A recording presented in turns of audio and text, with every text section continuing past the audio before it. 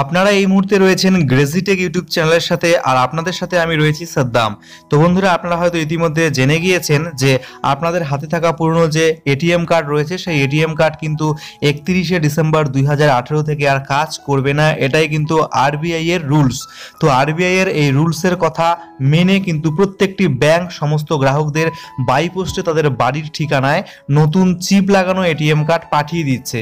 আমার কিন্তু স্টেট ব্যাংকে অ্যাকাউন্ট রয়েছে, স্টেট ব্যাংকের তরফ থেকে আমার বাড়িতেও কিন্তু পৌঁছে গিয়েছে নতুন চিপ লাগানো এটিএম কার্ড। আপনাদের মধ্যে অনেকেই কমেন্ট করেছেন যে আপনাদেরও স্টেট ব্যাংকে অ্যাকাউন্ট রয়েছে, কিন্তু আপনারা এখনো অবধি চিপ লাগানো নতুন এটিএম কার্ড আপনাদের অ্যাড্রেসে পাননি। তো আপনারা কি করে এটাকে অনলাইনে অ্যাপ্লাই করবেন?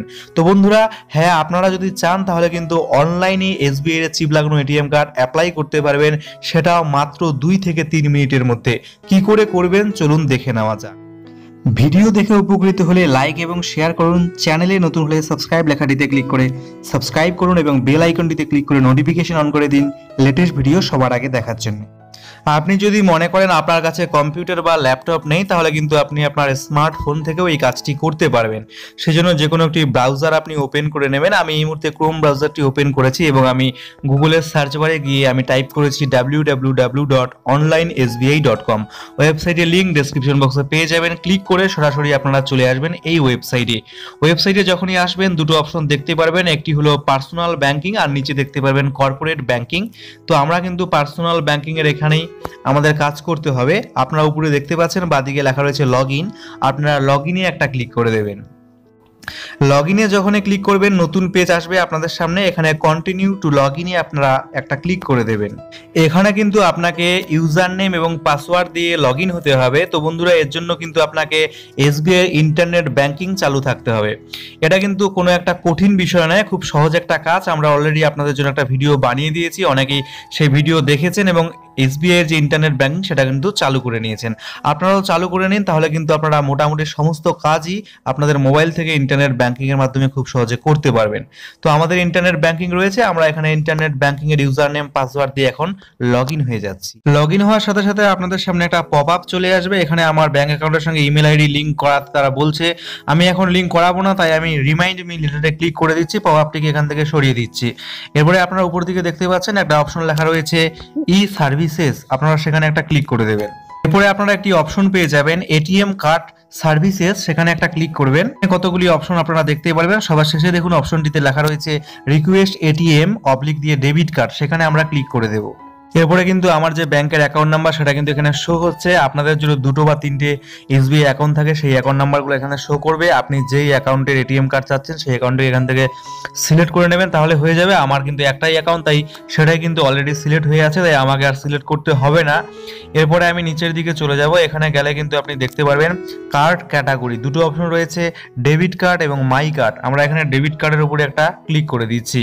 এরপরে বলেছে নেম অন দ্য কার্ড, কার্ডের উপরে কার নাম থাকবে, অর্থাৎ আপনার নামটি আপনি এখানে কিন্তু ভালো মতো টাইপ করে দেবেন। আমি আমার নামটি এখানে লিখে দিচ্ছি।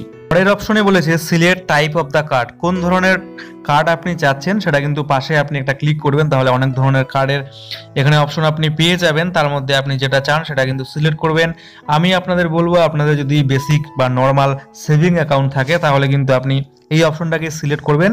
SBI global international debit card, ব্যাকেটে লেখা রয়েছে ভিসা, অর্থাৎ বর্তমানে যে বাড়ি বাড়ি স্টেট ব্যাংক থেকে সেভিং অ্যাকাউন্ট যাদের রয়েছে তাদের যে ডেবিট কার্ডটা পাঠাচ্ছে তারা বা এটিএম কার্ডটা পাঠাচ্ছে, সেটা কিন্তু এই ধরনের গ্লোবাল ইন্টারন্যাশনাল ডেবিট কার্ডই তারা পাঠাচ্ছে। তো আমি এটাকে এখান থেকে সিলেক্ট করে নিচ্ছি, আপনারা এটাকে সিলেক্ট করবেন। এরপরে নিজের টার্মস অ্যান্ড কন্ডিশন রয়েছে, সেখানে আপনারা একটা টিক চিহ্ন করে দেবেন এবং সাবমিটে ক্লিক করে দেবেন। আমার অ্যাকাউন্ট নাম্বার দেখাচ্ছে এবং কার্ডের উপরে আমি যে নামটা দিলাম সেই নামটা দেখাচ্ছে এবং কোন ধরনের কার্ড আমি সিলেক্ট করলাম সেটাও দেখাচ্ছে। এরপরে আপনার এই যে কার্ড আপনি অর্ডার করবেন সেটা আপনার কোন অ্যাড্রেসে তারা পাঠাবে ব্যাংক থেকে সেটা কিন্তু নিচে সিলেক্ট করতে বলেছে। রেজিস্টার অ্যাড্রেস, অর্থাৎ আপনি যেই ব্যাংকে অ্যাকাউন্ট খোলার সময় যে অ্যাড্রেস দিয়েছেন সেই অ্যাড্রেসে যদি চান তাহলে রেজিস্টার অ্যাড্রেসে ক্লিক করবেন। নতুন অ্যাড্রেস দিতে চাইলে নিউ অ্যাড্রেসে আপনি ক্লিক করে দিয়ে নতুন অ্যাড্রেসটা দিয়ে দিতে পারবেন। তো আমি রেজিস্টার অ্যাড্রেসে সেখান থেকে সিলেক্ট করে নিচ্ছি। আমার সেই অ্যাড্রেসে কিন্তু রেজিস্টার অ্যাড্রেসটা নিচে চলে এসেছে। এই অ্যাড্রেসে কিন্তু তারা আমাকে এই ডেবিট কার্ডটা পাঠিয়ে দেবে। এরপরে আমি সাবমিটে ক্লিক করে দিচ্ছি। এখানে দুটো অপশন রয়েছে। প্রথম অপশনটি হলো ইউজিং ওয়ান টাইম পাসওয়ার্ড অর্থাৎ ওটিপি, অর্থাৎ আপনার ব্যাংক অ্যাকাউন্টের সঙ্গে যে মোবাইল নাম্বার লিঙ্ক করা রয়েছে সেই মোবাইল নাম্বারে তারা কিন্তু একটা ওটিপি পাঠাবে এবং পরের স্টেপে আপনাকে কিন্তু সেই ওটিপিটা এখানে দিতে হবে। অর্থাৎ এবং যদি আপনি ইন্টারনেট ব্যাংকিং খোলার সময় যদি প্রোফাইল পাসওয়ার্ড আপনাদের দিতে হয়, সেই প্রোফাইল পাসওয়ার্ডের মাধ্যমে যদি আপনি এটা করতে চান তাহলে ইউজিং প্রোফাইল পাসওয়ার্ডকে আপনি সিলেক্ট করে সেটাও করতে পারেন। আমি ওটিপির মাধ্যমে করব, তাই ওটিপির ওখানে একটা ক্লিক করে দিচ্ছি। ক্লিক করার পরে দেখুন এখানে বলেছে ওয়ান টাইম পাসওয়ার্ড দিতে বলেছে। আমার যে মোবাইল নাম্বার রয়েছে ব্যাংকের সঙ্গে লিঙ্ক করা, সেখানে কিন্তু তারা অলরেডি একটা ওটিপি পাঠিয়ে দিয়েছে। যদি আপনাদের না আসে তাহলে নিচে দেখুন লেখা রয়েছে click here two resend the OTP, সেটাতে ক্লিক করবেন তাহলে কিন্তু চলে আসবে। আমার কাছে ওটিপি অলরেডি চলে এসেছে, আপনারা দেখতে পাচ্ছেন। সেটা আমি এখানে এখন এই ফাঁকা বক্সে দিয়ে সাবমিটে ক্লিক করে দেবো। দেখুন এখানে কিন্তু লেখা চলে এসেছে congratulation, your card request has been recorded, you will receive your debit card within 7 to 8 working days at your register address. অর্থাৎ আমার কিন্তু এখানে অ্যাপ্লিকেশন সাকসেসফুলি ভাবে হয়ে গেছে। 7 থেকে 8 দিনের মধ্যে আমার বাড়ির অ্যাড্রেসে কিন্তু তারা আমাকে এটিএম কার্ডটা পাঠিয়ে দেবে। ভিডিওটির একেবারে শেষ অবধি আমাদের সাথে থাকার জন্য আপনাদেরকে অনেক অনেক ধন্যবাদ।